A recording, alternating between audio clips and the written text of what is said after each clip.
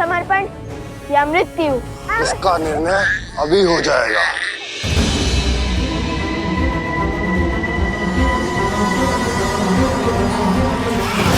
पुत्र!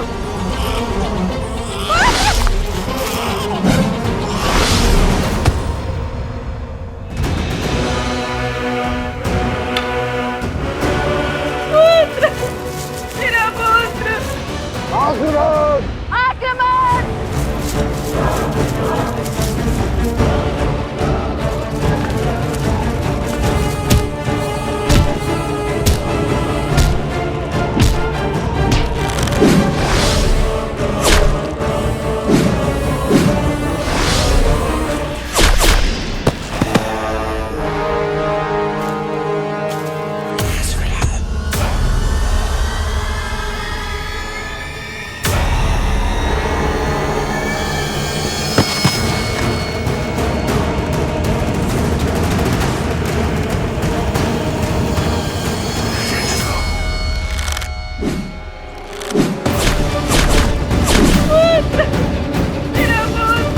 कुश, तुम इन्हें संभालो, मैं इस पालक की सुरक्षा देखता हूँ।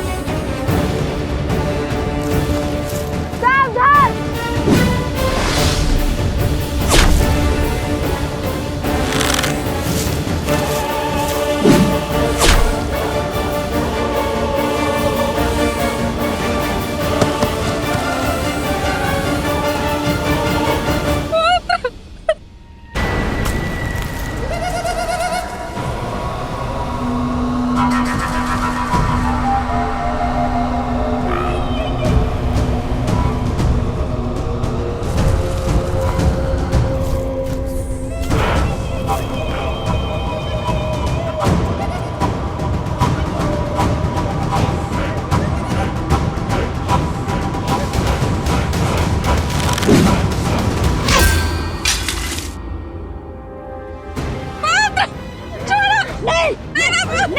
नहीं होगी। वाह, उस ओर सही आप सभी शीघ्र।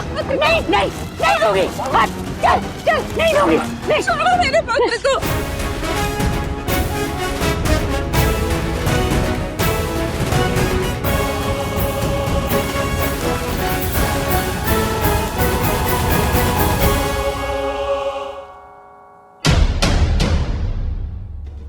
सावधान!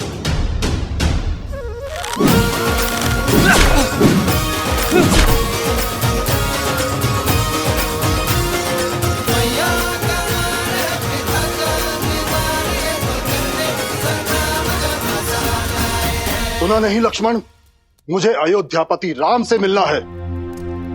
द्वार खोलो राज अनुज। क्षमा करें महर्षि, परंतु मैं इस समय आपको भीतर जाने नहीं दे सकता। जानते नहीं किसे रोक रहे हो? भूल गए कैसे तीनों लोग दुर्वासा के क्रोधाग्नि के विचार मात्र से थर थर कांपते हैं। सर्वशक्तिशाली देव भी मुझे क्रोधित कर श्रीहीन हो गए, और तुम तुच्छ मानव होकर मुझे अपमानित कर रहे हो। जिस दुर्वासा के समक्ष संसार समर्पण कर देता है, उसके समक्ष तुम एक छोटे से राज्य के नरेश के भी अनुज, तुम मुझे क्रोधित करने का तो साहस कर रहे हो। क्षमा करें ऋषिवर, परंतु क्रोध की ऊंचाई क्या होती है ये कम से कम लक्ष्मण को तो नहीं सिखाई है, क्योंकि क्रोध पर केवल आपका ही एकाधिकार तो नहीं है।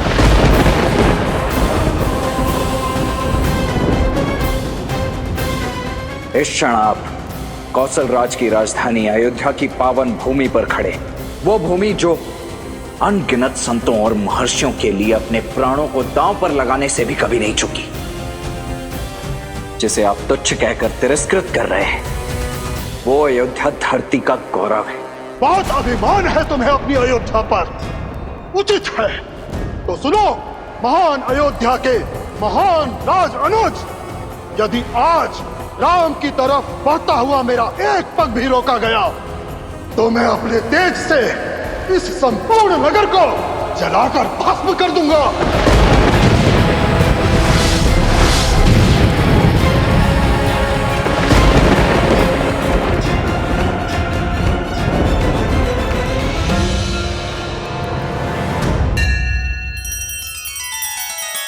श्री रामचंद्र कृपालु भजु मन हरण भव भय दारुणम नव कंज लोचन कंज मुख कर कंज पद कंजारुणम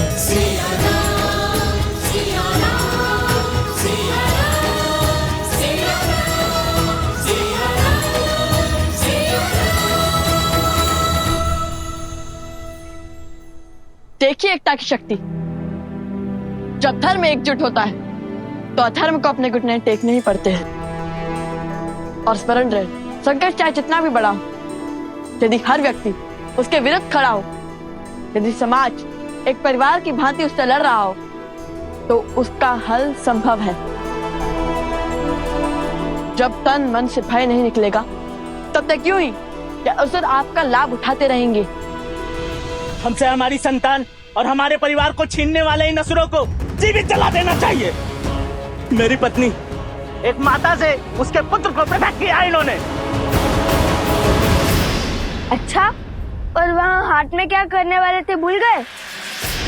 आप मुझे ग्रह कर लीजिए, बस मेरे पुत्र को मेरे साथ लेके चलिए। नहीं नहीं, ये साथ आया तो तुम्हारा ध्यान कार्य पर नहीं, सिर्फ इस पर रहेगा। मैं केवल तुम्हें ही ले जाऊंगा।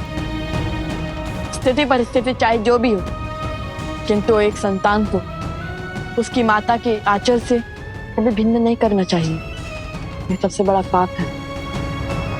मुझे क्षमा कर दे प्रभु, अब तक जो सत्य नहीं जाना था वो अब मैं समझ गया हूँ।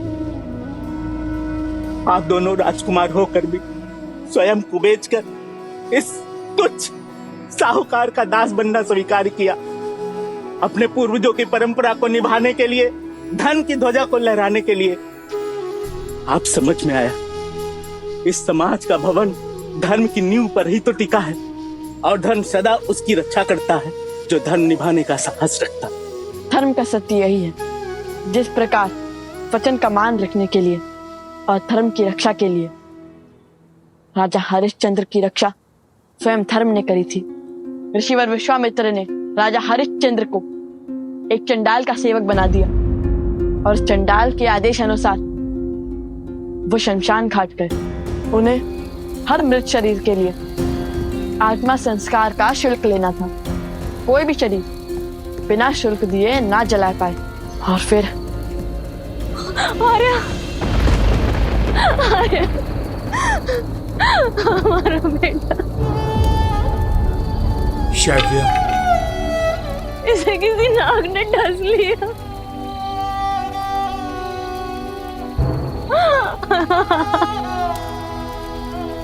पुत्र,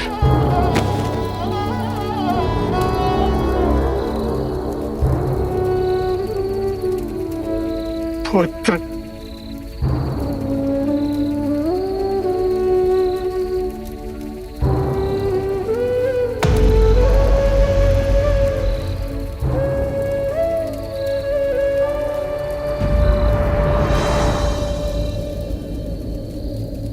आपको इसके दाह संस्कार का शुल्क देना होगा देवी। क्या? ये राजा हरिश्चंद्र का पुत्र है, और यहाँ खड़ा व्यक्ति इसका पिता नहीं, एक सेवक है जो कर लिए बिना दाह संस्कार नहीं करने देगा।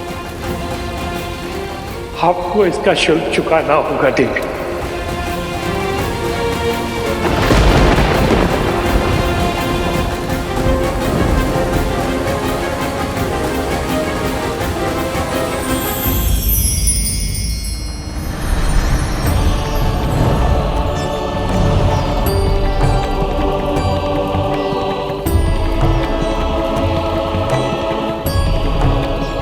राजा हरिश्चंद्र, आपके लिए परीक्षा की हर सीमा पार कर दिया, और आप हमारे हर परीक्षा में सफल हुए। आपने धर्म की ध्वजा लहराया है। आपने सिद्ध किया है कि आप संसार के सर्व राजाओं से ऊपर हैं।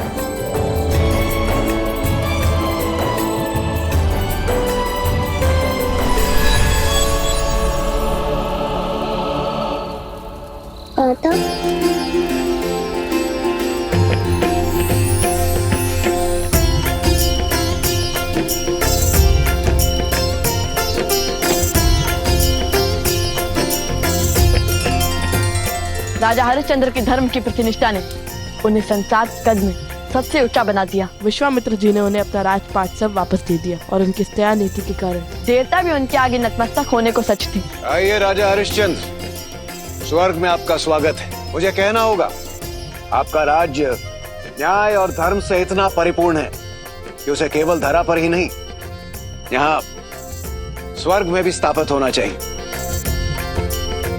आइए, आपके आने से मेरे स्वर्ग की शोभा और भी बढ़ गई। नहीं इंद्रदेव, मेरे साथ मेरी प्रजा ने भी अनेकों कष्ट सहे हैं। उन्हें छोड़कर मैं स्वर्ग नहीं आ सकता। उचित है। ऐसी स्थिति में यदि आप चाहें तो आपके साथ आपकी प्रजा एक दिवस के लिए यहाँ स्वर्गलोक आ सकती है। और ये कथा संसार को सिखाती है कि वचन देने से पहले विचार कर लेना चाहिए, और यदि वचन दे दिया तो हर स्थिति परिस्थिति में अपना वचन निभाना चाहिए। हम दोनों भाई राजा हरिश्चंद्र के पदचिन्हों पर चलते चलते यहाँ तक पहुँच चुके हैं कि हम हर शुभ कार्य में अपनी सहायता दे सकते हैं।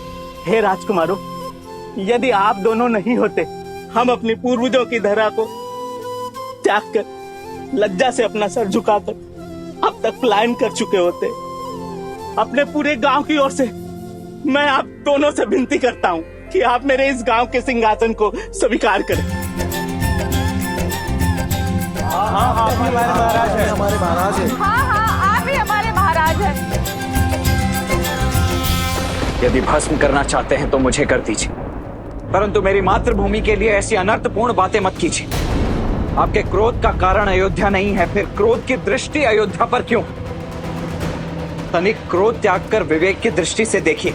मैं अपने ही अतिथि का अनादर करने का औचित्य क्यों रखूंगा? मैं तो केवल अपने राजधर्म का पालन कर रहा हूं, अपने प्राणों से अधिक अपने महाराज की आज्ञा की रक्षा कर रहा हूं। किंतु यदि दंड देने की इच्छा इतनी प्रबल हो ही गई है तो भस्म कर दीजिए मुझे, किंतु यह निश्चित है कि मेरे भैया की आज्ञा के विरुद्ध इस कक्ष में पग धरना तो दूर, मेरी राख को लाम तक नहीं पाएंगे आप। समझ गया, तुम्हारी इच्छा अयोध्या का अंत है, तो वही सही, अपनी अयोध्या को चलते हुए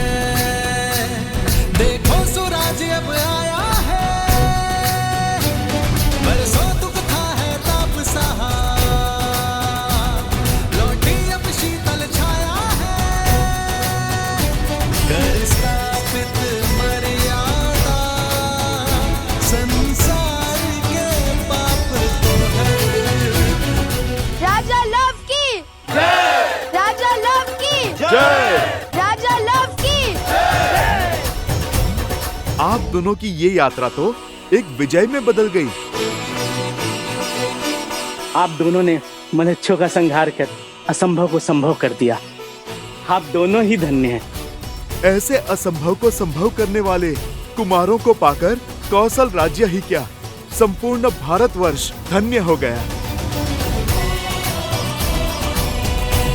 और राजकुमार लव के साहस के लिए आज से ये स्थान लवपुरी के नाम से जाना जाएगा। लवपुरी के महाराज लव की, लवपुरी के महाराज लव की।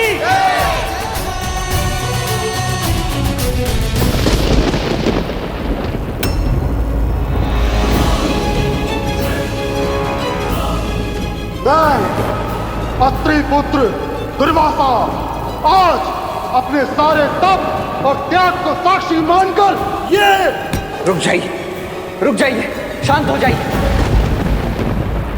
मुझ पर आए क्रोध का दंड अयोध्या को क्यों? शांत हो जाइए ऋषिवर, तनिक धैर्य रखिए।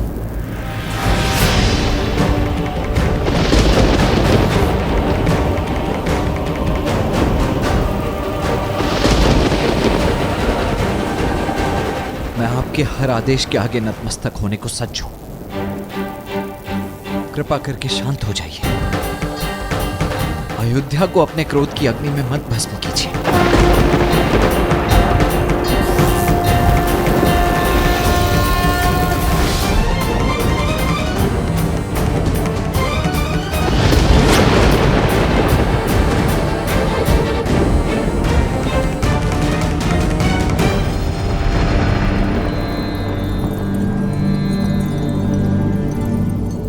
जितना आवश्यक भैया की आज्ञा का पालन करना है,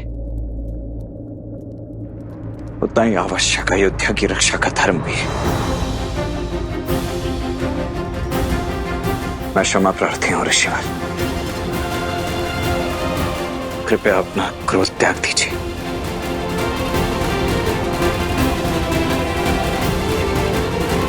आप यहीं रुकिए, मैं भैया को बुला लाता हूं। दुविधा माही लखन घिर आए, आज्ञा राजा की माने या राज बचाए।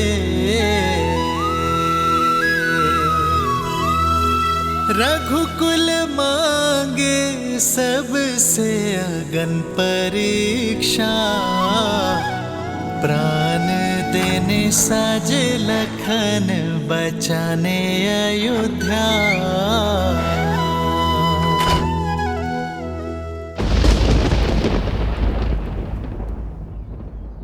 हम आपको वचन देते हैं, आज से हम देह व्यापार का भाग नहीं बनेंगे। और यदि कोई हमारे समक्ष भी इस पाप पर आतुर हुआ, किसी मानव को बेइज्जता दिखाई दिया, किसी माता को उसके संतान से भिन्न करता पाया गया, तो हम सब उसका विरोध करेंगे। अति उत्तम। आप सबने हमें इतना प्रेम दिया, स्वीकृति दी, इतना सम्मान और सत्कार दिया, उसके लिए आप सबका कोटि कोटि धन्यवाद। इस स्थान को छोड़ने का मन तो नहीं कर रहा है, किंतु अपनी यात्रा को संपूर्ण करने के लिए हमें आगे बढ़ना होगा। और जब तक मैं ना लौटूं, तब तक मेरे राज्य का कारोबार आप और आपकी पत्नी संभालेंगे। अब से लवपुरी का दायित्व कुछ समय के लिए मैं आपको देता हूँ। महाराज लौकी, महाराज लौकी, महाराज लौकी।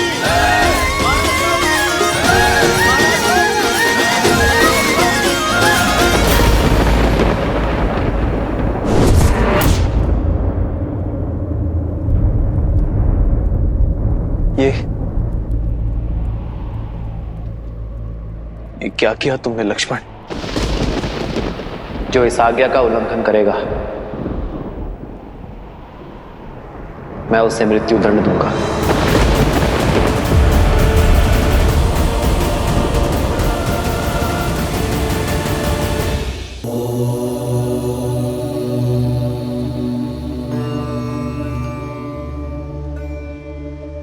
महादेव, पहले अपनी प्राण से प्रिय पत्नी की अग्नि परीक्षा का आदेश दिया, और अब अपने ही अनुज को मृत्यु दंड कैसे दे पाएंगे वो? देवी, मेरे श्री राम का आयन संसार को यही सीख तो देता है कि कैसे प्रतिकूल परिस्थितियों में भी स्वयं को संभाला जाए, कैसे विषम से विषम आपदा में भी मर्यादा के पद से अडिग ना हो हम।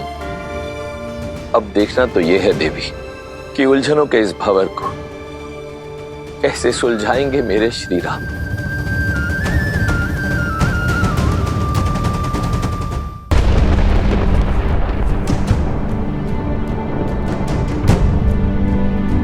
ये कौन थे भैया, और आपसे मिलने तो? प्रश्न ये है कि तुम भीतर क्यों आए? क्यों लक्ष्मण? मेरे आदेश देने पर भी तुम मृत्यु दंड के मुख में क्यों चले आए? मैं भीतर आने और आपकी आज्ञा का उल्लंघन करने के लिए क्षमा प्रार्थी हूं महाराज, किंतु मैं यहाँ यदि नहीं आया होता तो महर्षि दुर्वासा संपूर्ण अयोध्या को जलाकर भस्म कर देते। अपने राज्य को, अपनी मातृभूमि को बचाने के लिए मुझे भीतर आना पड़ा महाराज। परंतु आपने मुझे बताया नहीं भैया कि ये कौन थे और ये यहाँ आपसे मिलने के लिए। उसकी चिंता छोड़ो लक्ष्मण, तुम जाओ और ऋषि दुर्वासा को सम्मान सहित भीतर लेकर आओ। जाओ। जो इस आज्ञा का उल्लंघन करेगा मैं उसे मृत्यु दंड दूंगा।